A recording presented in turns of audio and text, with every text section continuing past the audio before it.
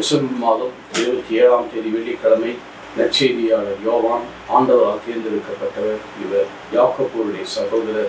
இவர் ஆண்டவருடைய மார்பில் அன்பு செய்யப்பட்ட சீடர். சிறப்பாக துவக்கம் முதல் இறுதி வரை இருந்தவர். இதை குறித்து யோவான் கடிதம் மிக அழகாக சொல்லப்பட்டிருக்கார். மிகச் சிறப்பாக 1-4 வசனங்கள். அதில் மிகச் சிறப்பாக 3வது வசனம், தந்தையோடும் அவருடைய மகன் இயேசு கிறிஸ்துவோடு நாங்கள் கொண்டுள்ள நட்புறவை நீங்களும் கொண்டிருக்குமாறு நாங்கள் கண்டதை நாங்கள் கேட்டதை உங்களுக்கு அறிவிக்கிறோம். எங்கள் மகிழ்ச்சி நடைபெறுமாறு இதை உங்களுக்கு எழுது. தந்தையுடன் அந்த இயேசு கிறிஸ்து தான் நேரடியாக சந்தித்தார். அதனாலதான் இயேசுவை காண்பதும் தந்தையை காண்பதும் தான் அடையாளம். அவருடைய மகன் இயேசு கிறிஸ்துவுடன் கொண்டுள்ள நட்புறவை நாம் இயேசுவோடு நட்புறவு கொள்ளும்போது நாம் தந்தையோடு நட்புறவு. இயேசுவை காண்கிறோம், பிதாவை காண்கிறோம். அவர் வழியா இருந்து யாரும் பிதாவிடத்தில் செல்ல முடியாது.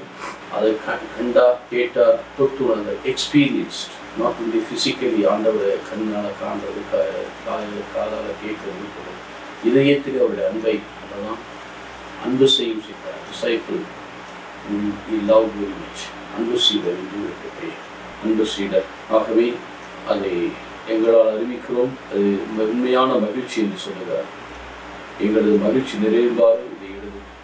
அந்த மகிழ்ச்சியை அது உண்மையான அந்த நிலைவாழ்வு அறிவிக்கிறோம்.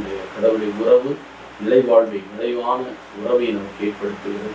அதை அறிவிக்கிறதன் வழியாக அந்த கிறிஸ்துடைய எக்ஸ்பீரியன்ஸை அனுபவிக்கக்கூடிய மகிழ்ச்சி, அந்த மகிழ்ச்சியில் நிறைவடை. யோவான் 15:11 சொன்னது போல, என் மகிழ்ச்சி உங்கள் மகிழ்ச்சி நிறைவடையும்படியாக நான் உங்களுக்கு சொன்னேன். ஆகவே உண்மையான நிறைவு எப்பொழுது என்றால் நாம் அனுபவித்து அதை மற்றவரோடு பகிர்ந்து கொள்ளும்போதுதான் அது நிறைவடைகிறது. அதுதான் யோவான் நாம் பெற்றுக்கொண்டதுமல்ல, தந்தையுடைய அனுபவத்தையும் மகனுடைய அனுபவத்தையும் பரிசுத்தாவினால் பெற்ற இறை அனுபவத்தை தானும் அனுபவித்து பிறரோடு அதை பகிர்ந்து கொள்வதில் நிறைவு காண்கிறேன் என்று சொல்கிறார். இன்றைக்கு நாம் என் பாத்திரம் நிரம்பி வழிகிறது.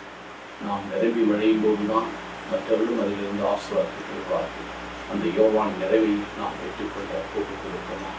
நல்ல ஆண்டவரே, இந்த நிறைவான வாழ்வில் நிறைவான மகிழ்ச்சியிலும் பங்கேற்க எங்களை நிறைவுபடுத்தும் ஆசீர்வதியும் நல்ல பிதாவே. ஆமென்.